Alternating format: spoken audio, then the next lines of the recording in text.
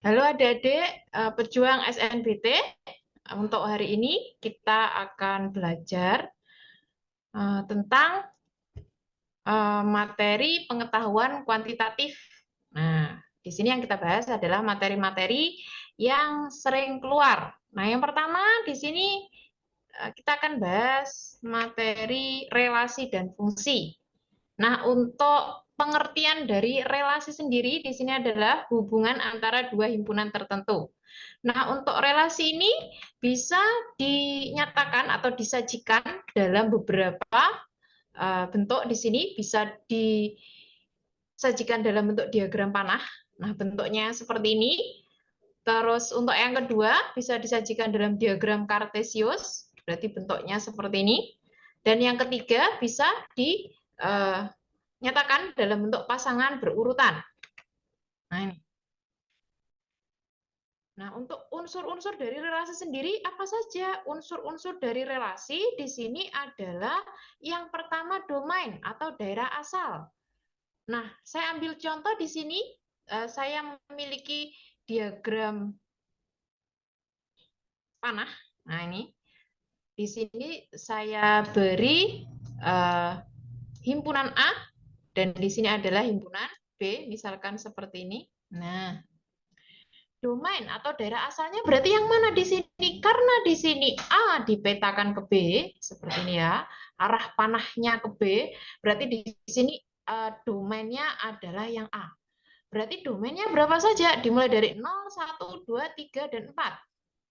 Terus kalau untuk kodomain atau daerah kawannya berarti di sini yang B, berarti semua yang ada di B di sini, yaitu 1, 2, 3, 4, 5, 6. Nah, ini merupakan daerah kawan atau kodomainnya. Untuk yang ketiga, di sini ada ring atau daerah hasil. Daerah hasil berarti yang mana? Daerah hasil adalah daerah yang kena ini panah, tanda panah ini. Berarti daerah hasilnya berapa saja? Di sini berarti ada 2, ada 3, ada 4, 5, dan 6. Berarti di sini ada 2, 3, 4, 5, 6 merupakan ring atau daerah hasilnya. Gitu ya. Jadi ring ini merupakan himpunan bagian dari kodomain.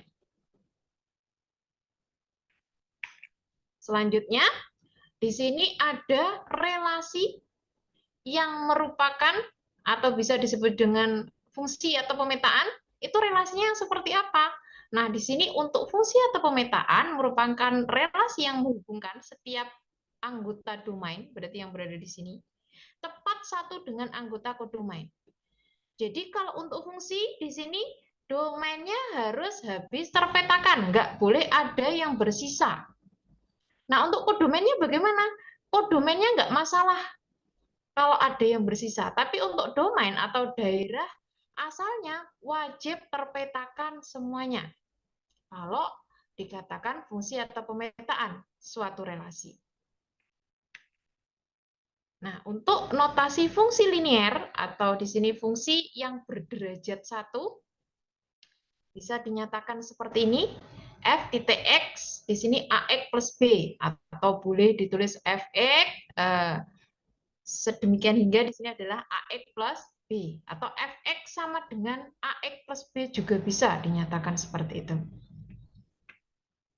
Nah, selain fungsi atau pemetaan di sini ada juga fungsi satu-satu atau dinamakan dengan korespondensi satu-satu. Oh, berarti di sini korespondensi satu-satu bisa dikatakan suatu fungsi, tapi fungsi di sini ada syaratnya. Antara domain dan kodomain harus memiliki anggota yang sama. Misalkan domainnya punya anggota 3, kodomainnya juga anggotanya harus 3. Dan harus habis terpetakan antara domain dan kodomain. Kalau dikatakan korespondensi satu-satu. Ya. Terus kalau misalkan disuruh mencari, biasanya soalnya disuruh mencari banyaknya korespondensi satu-satu. Itu kan tidak mungkin nyari satu-satu pakai diagram panah. Di sini ada cara lebih mudah dan cepatnya yaitu dengan menggunakan faktorial atau n faktorial. Nah, di sini ada syaratnya untuk n di sini adalah bilangan asli. Kalau misalkan saya punya 3 faktorial, berarti sama artinya dengan apa? 3 dikali 2 dikali 1. Berarti hasilnya adalah 6. Seperti itu. Saya lanjutkan lagi. Nah, ini sudah masuk ke contoh soal. Contoh soal yang pertama, diberikan 2 himpunan. Di sini ada himpunan P sama Q. Himpunan P-nya di sini anggotanya adalah 2, 3, dan 4. Sedangkan himpunan Q anggotanya adalah A, B, dan C. Jika diketahui pasangan berurutan, nah untuk pasangan berurutan di sini, untuk yang depan di sini ya, yang depan di sini A, B, C, ini berarti yang depan sebagai domain atau daerah asalnya. Terus untuk yang belakang bagaimana? Yang belakang ini berarti sebagai kodomainnya. Oh, berarti kalau Q sebagai domain di sini A, B, C, domainnya di sini tidak ada yang sama dan habis terpetakan. Walaupun untuk di sini apa? Yang belakang untuk ringnya ya di sini ya, ring atau daerah hasilnya ternyata di sini merupakan himpunan bagian dari P, hanya ada 2 dan 4 saja yang kepakai di sini. Berarti nggak masalah. Yang penting yang depan habis terbetakan atau di sini domainnya habis terpetakan, berarti di sini bisa dikatakan fungsi. Nah, berarti fungsinya dari apa? Karena yang di depan di sini adalah merupakan anggota himpunan Q, berarti bisa kita katakan fungsi atau pemetaan dari Q ke P. Berarti jawaban yang paling tepat adalah yang C di sini ya.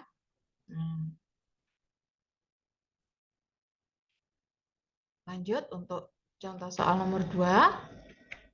Nah, di sini diketahui fungsi linier fx sama dengan px plus q, berapakah nilai dari q min 4p? Putuskan apakah pernyataan 1 dan 2 berikut cukup untuk menjawab pernyataan tersebut. Yang pertama di sini,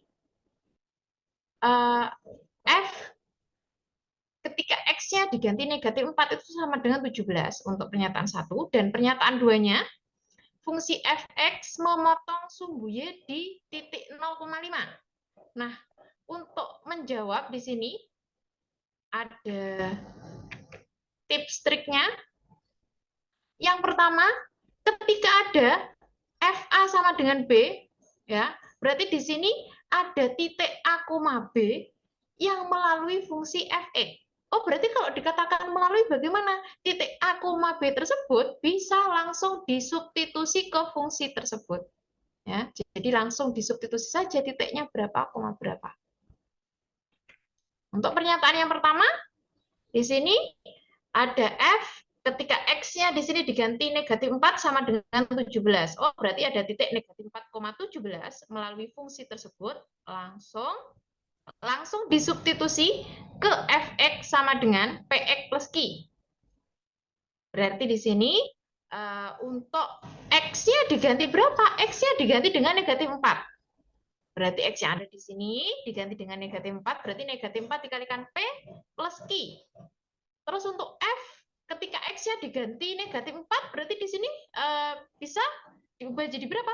Diganti berapa? 17. Karena ini tadi F ketika X-nya diganti negatif 4, ternyata hasilnya adalah 17. Oh, berarti di sini Q-nya boleh ditaruh di depan dan min 4P-nya boleh ditaruh di belakang. Ini artinya sama, ini sama ini. Oh, berarti nilai dari Q min 4P adalah 17. Pernyataan satu saja sudah berhasil untuk menjawab pertanyaan tadi, gitu ya. Kalau untuk pernyataan yang kedua, kita cek dulu. Di sini ada fungsi x, fx-nya di sini memotong sumbu y di 0,5. Berarti 0,5 ini langsung saja disubstitusi ke fungsinya. Fungsinya tadi adalah fx sama dengan px plus q.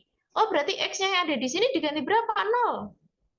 Berarti di sini P dikalikan 0 ya 0, Q-nya berarti F ketika X-nya diganti 0 tadi sama dengan berapa? Sama dengan 5. Q-nya ketemu 5. Tapi apakah ketemu P-nya di sini? Kita hanya menemukan Q saja ya.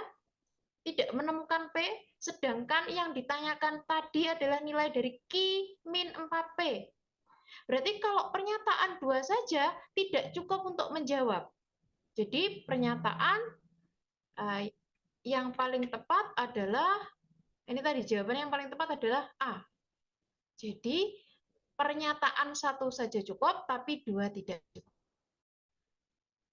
Oke. Semoga materi yang saya sampaikan bisa bermanfaat untuk adik-adik.